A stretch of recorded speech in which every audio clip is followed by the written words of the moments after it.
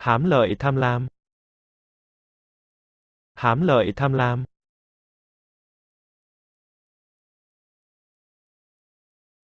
Chán nản.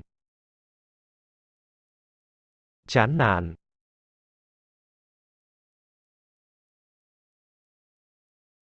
Bối rối. Bối rối.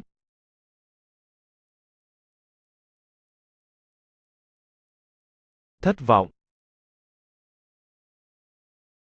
Thất vọng.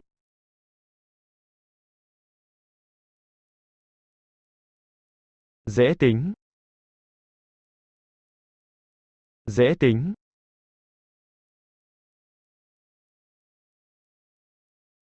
Ngại ngùng. Ngại ngùng.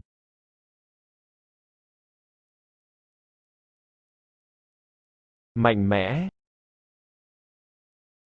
Mạnh mẽ.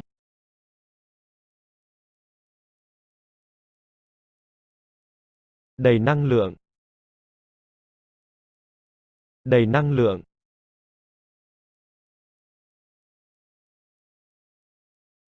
Thèm muốn. Thèm muốn.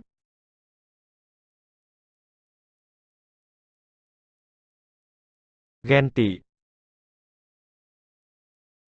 Ghen tị.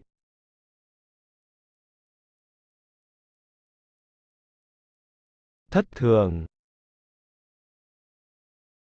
Thất thường.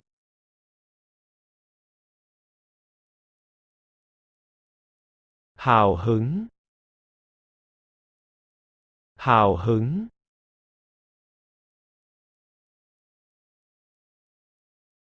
Bị kích thích. Bị kích thích.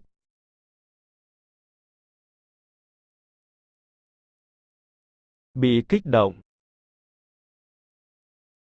Bị kích động.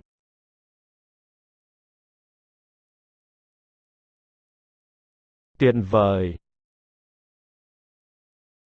Tuyệt vời.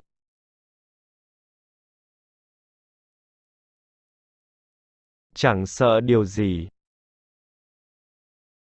Chẳng sợ điều gì.